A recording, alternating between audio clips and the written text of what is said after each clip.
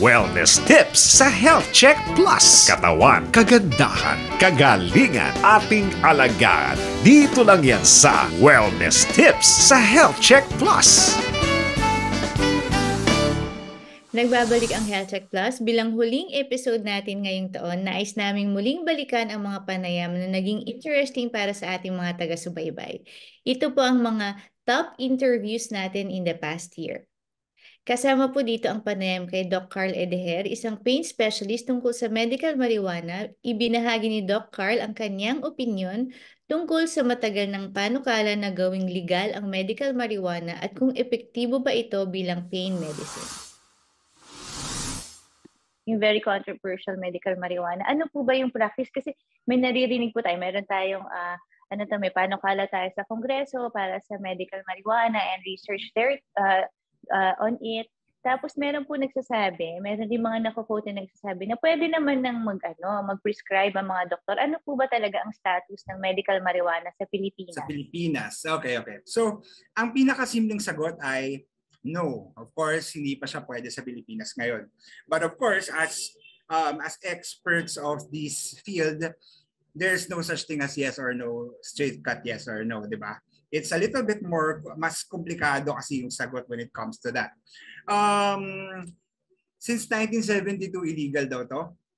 Dineclare ng FDA na illegal to since 1972. And katulad nga ng binanggit mo kanina, nagkakaroon na ng mga proposals na especially pinaka-recent si Senator Padilla ng to legalize marijuana. First of all, linawin natin.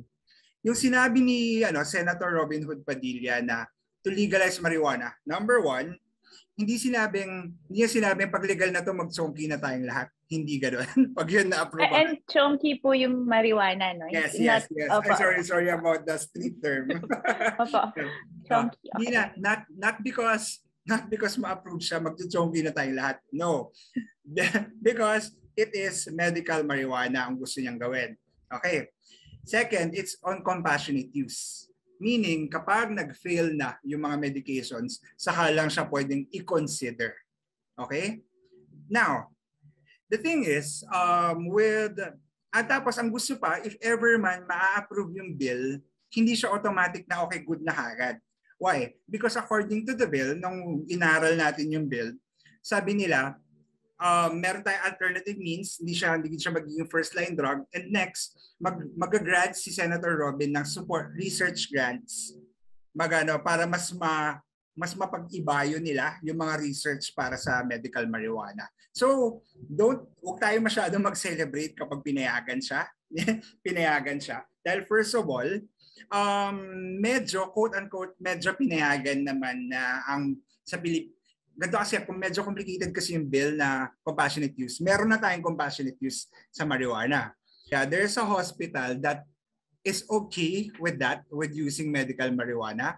However, ang caveat doon, di ko alam how people go around this, attorney. Ikaw, since attorney ka naman, pwedeng mag-use ng marijuana. However, illegal bumili ng marijuana dito. Illegal magdala ng marijuana dito sa Pilipinas, mag-export. Okay. So di ko alam ba't pumayag yung isa batas yung compassionate use, pero wala na ka namang pagbibilhan. So I totally don't get it. So I guess may mga doctors that agrees na it is that doesn't care na lang kung saan siya nakukuha, kung paano siya nasosource. Pero kapag meron sila, legal naman yan, hindi naman sila makukulong for that. Sumunod po dito ang ating usapan kay Doc Giselle Marie Joseco Ver tungkol sa psoriasis. Isa po itong debilitating na sakit at nagbigay po si Doc Giselle ng payo kung paano ito gamutin at i-manage. Doc, kung mayroon na pong psoriasis yung isang tao, so nagpakita na rin po sila sa doktor at nasabi na po na ito na talaga ang kanilang skin condition, paano po ito napapagaling at gaano po katagal yung recovery period po ng psoriasis? Opo. So, sa ngayon po, wala talagang lunas pa para mawala totally ang psoriasis. Kasi nga, na-mention ko po, chronic ito, paulit-ulit. May panahon na grabe siya, ang dami po ng mga patse. May panahon naman po na kalmado sila. Pero ang important po na malaman ng mga may psoriasis o may kamag-anak na may psoriasis, pwede po itong makontrol. So, gumagamit po ng mga gamot. In terms of the medication, depende po siya sa severity, kung gaano po kagrabe ang sakit sa balat po nila. So pag simple o limitado po yung kaso, madalas po ang binibigay po ng mga dermatologists ay mga pamahid lang. So sa example po, steroid, mga ganun, vitamin D. Pero kapag mas gumagrabe na po ito, nagbibigay na kami ng mga systemic o yung mga oral po na mga medication or immunomodulator tulad po ng methotrexate, yun po yung isang gamot na common. Meron na rin po ngayon, madami lalo na sa mga first world countries, na nade-develop po ng mga injectables naman po, biologics po ang tawag namin, that can afford clearance. And then, ang isa pa po na na-offer na treatment ay yung phototherapy. So, yun nga po, na-mention nyo kanina, yun po ang aking specialty kasi photodermatology. So, ito po ay parang kontrolado na UVB, yung ultraviolet rays, parang sa araw din po. Hahawig sa sinag ng araw, tapos ilalagay para silang nasa loob ng cabinet or minsan po panel lang na may mga ilaw, mga bombilya po. So, nagiging controlled po yun, and then it allows po na bumaba ang inflammation sa skin. Ito po ay ino-offer sa mga malalaking center dito po sa Metro Manila. Meron din pong pangilan-ngilan po sa mga probinsya. So, isa po yun sa therapy namin maliban po doon sa mga pinapahid at iniinom po at ini-inject. Isa pa sa ating top interviews ay ang panayam natin kay Doc Ronnie Baticulon, isang pediatric neurosurgeon at author ng librong Some Days You Can't Save Them All. Ikwinento ni Doc Ronnie ang kanyang panahon bilang medical resident sa Philippine General Hospital at ang nakakalungkot na realidad na kahit na ibinuhos na lahat ng kaalaman ng isang doktor, may mga araw pa rin na ika nga, you can't save them all. So, attorney, papakita ko lang ito yung libro, no? Some Days You Can't Save Them All. No? Pinublish ito ng University of the Philippines Press, UP Press, noong 2019, bago mag-pandemic. Pandemic, Bago pumatok yung pandemic, lumabas ito noong October 2019.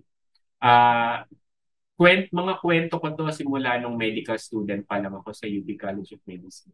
Bakit ba natin sila hindi na ililigtas? Yun kasi yung pinaka-ano dito, yun yung pinakatanong. Bakit ba hindi natin na ililigtas yung mga pasyente?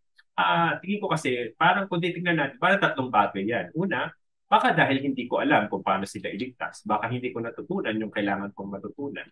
So yun yung limitasyon mo bilang manggagamot. Yung pangalawa, no, minsan, matindi lang talaga yung sakit nila. Na wala tayong magawa, na pagdating nila sa'yo, masyado ng malaki yung bukol, o kaya masyado ng maraming blood clot sa ulo nila, kaya pumatok sila pag dumating. Minsan kahit anong gusto natin, o kung masyado talagang, halimbawa, kalat na yung bukol o cancer, kahit gusto man natin silang iligtas, hindi na natin magawa. Pero yung pangatlo, yung pinakamasakit sa lahat, yung kaya hindi natin sila maligtas kasi yung sistema natin, yung healthcare system natin, hindi sapat. Ibig sabihin, nagkulang yung healthcare system. Ano ibig sabihin? Halimbawa, yung mga batang malalaki ang ulo, dapat sila, yung mga batang may hydrocephalus, sa unang buwan pa lang, ma-examine na namin sila para magamot na namin sila. Kasi pag dumating sila sa amin, 1 taon, 2 taon na sila, ang laki na ng ulo nila, wala na kami halos magawa. Kahit gamutin namin sila, hindi na sila makakapag-aral, hindi na sila makakapagsalita. No? Kaya kung tatanungin mo, bakit sila inabot ng 2 taon bago nagkonsulta?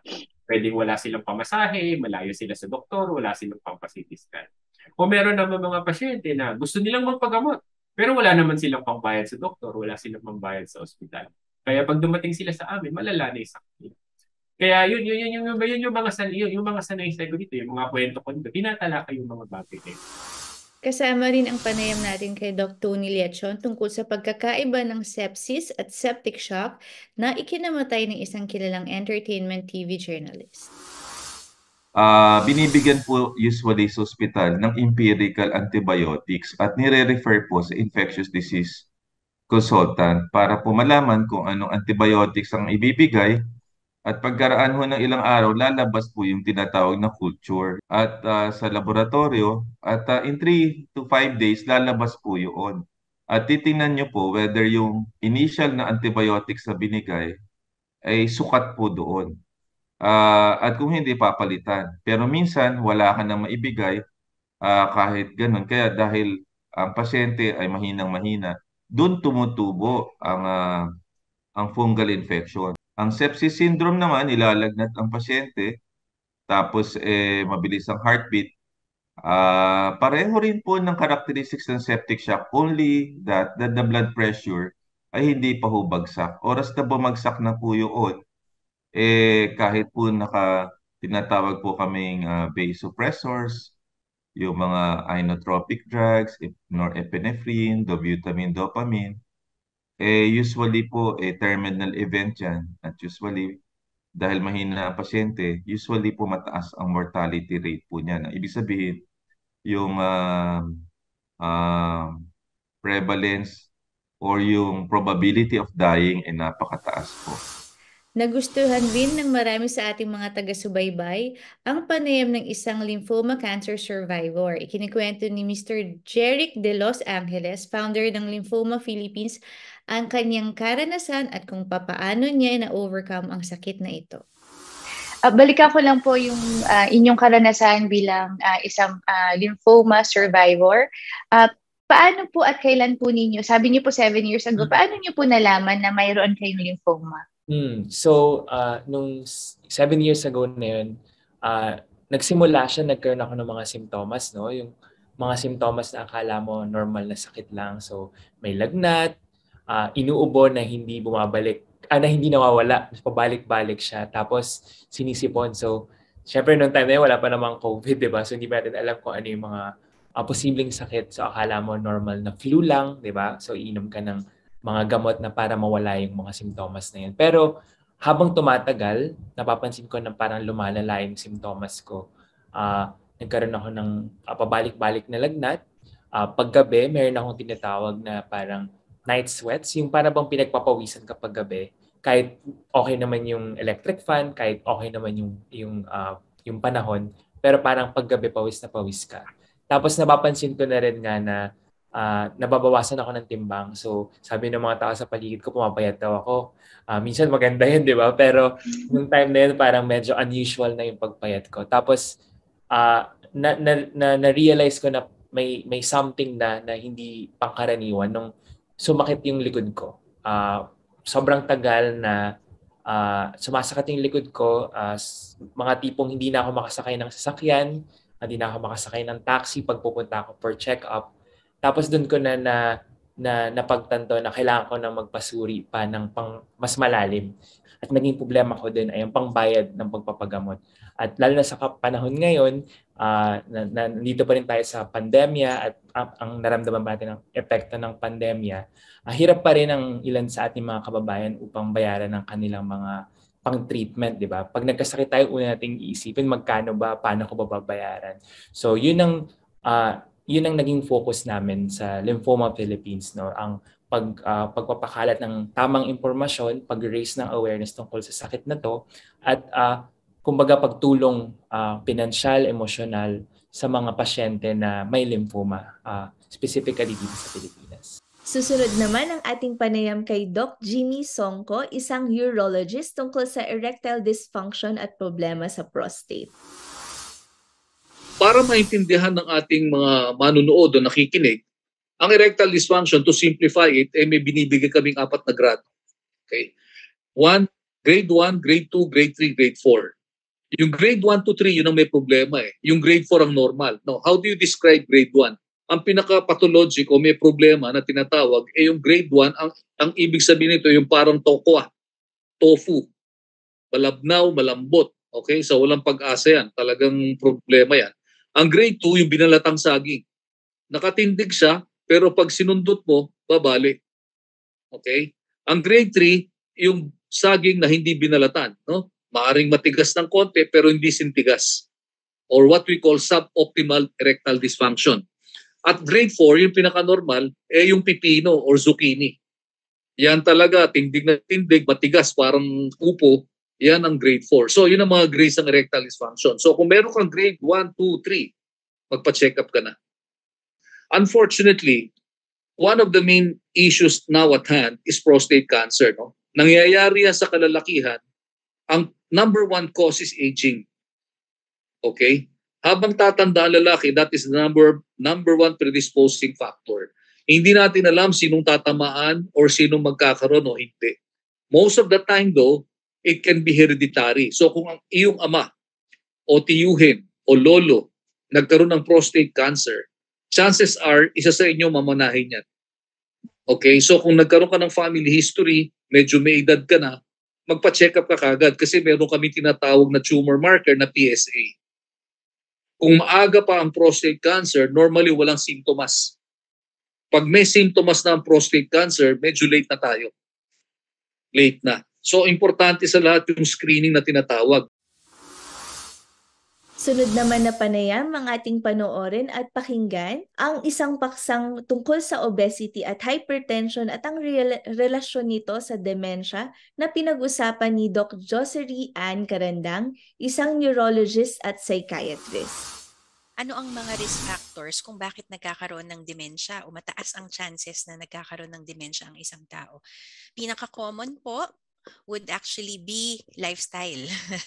Siyempre, ang pinaka-common, yung may vascular risk factors. Kapag uncontrolled po ang hypertension, meron pong obesity, meron pong uncontrolled na diabetes, excessive alcohol intake, excessive smoking, may history po ng head injury, may history po ng hindi naaayos na hearing loss, and then pagka po sedentary lifestyle, attorney, so dapat talagang ang physical activity natin ay maganda, lalo na po ngayong pandemic, talagang medyo ang physical activity po natin ay medyo na limit. Sociability, yung atin pong pakikisalamuha sa ibang tao ay dapat maayos kasi nakita po nila yung mga hindi less sociable at hindi nakikipag-interact sa ibang tao, yun po yung may risk factor. At kapag ka po ang edukasyon ay hindi natin pinahalagahan. At what is another interesting na bago pong na-discover nila ngayon, ang air pollution po ay may connection sa dementia. So kung maiiwasan po natin tong lahat ng mga ito, 40% po ng chance mapoproteksyonan po tayo at hindi po tayo maaapektuhan ng todo nitong pag-uulyanin kapag tayo po lahat ay tumanda. Kasama rin sa ating listahan ang panayam kay Dr. Carlo Trinidad tungkol sa epekto ng supplements sa ating mga kidneys. Sabi po sa Kidney Institute na ang payo po nila para po maiwasan ang pagkakaroon ng sakit sa bato, we avoid taking medications or herbal supplements without the advice of the physician or not on doctor's advice. Ano po masasabi niyo po dito, especially in relation to herbal supplements? Okay. Tama po, no? Magandang pag-usapan yan kasi nga, kailangan ko munang linawin, attorney, no? Hindi tayo against sa lahat ng herbal supplements. Okay? Yun ang kailangan natin linawin kasi usually na aaway ang mga doktor kasi ano yan, parang gusto lang kumita ng mga yan kaya anti-supplement sila, which is actually not. So, kailangan nating linawin yon. Hindi tayo against sa lahat ng herbal supplements. Kasi, totoo naman na may mga supplement, no, or halamang gamot na effective at napatunayan na ng DOH at ng mga pag-aaral. However, dahil na ibibigay natin yung ganong advice, kasi karamihan, no, majority po ng mga supplements na nakikita natin ngayon, whether authentic or hindi kasi may fake din, 'di ba, ng mga herbal supplements. Kadalasan halos lahat po sila ay yung tinatawag nating walang effect. Ibig sabihin, pwede mong inumin, okay, pero walang mangyayari sa iyo. Wala siyang benepisyong idadagdag pero hindi rin siya makakasama. Karamihan ganon. Pero may selected na supplements po na nagtataglay ng selected ingredients or herbs na maaaring makasama ng kidney. So yun yung gusto nating iwasan na inumin or i-take ng mga tao kasi mahirap po talaga ang kidneys. Once po na ma-damage yung kidneys mo, depende sa tagal na ng kidney damage, pwede pong hindi na natin siya maibalik sa dati. So kaya ganun po yung ating warning po, no, sa ating mga kababayan. At diyan nagtatapos ang Health Check Plus sa taong 2023. Lubos ang aming pasasalamat sa lahat ng ating mga guest experts at ang production staff ng Health Check Plus at DZRH. Maraming salamat sa ating producers Manong Egay Zaragoza, Tito Virgilio Galvez at sa Vital PH Science Incorporated. Maraming salamat lalong-lalo na sa ating mga taga-subaybay sa buong Pilipinas at ibang parte ng mundo. Hanggang sa susunod na taon, ako po si Attorney Mimi Campos Banayad kasama si Teacher Ellie. Tandaan, ating pangalagaan ang ating kalusugan sapagkat ang kalusugan ay ating kayamanan at huwag kalimutang batiin araw-araw ang ating mga minamahal. Be kind, be safe, and stay healthy. Para sa mga dating episodes ng Health Check Plus, mag-check, i-like at mag-subscribe sa YouTube channel ng Health Check Plus sa www.youtube.com/c/healthcheckplusph. Ang Health Check Plus ay production ng Vital PH Science Incorporated kasama ang Manila Broadcasting Company.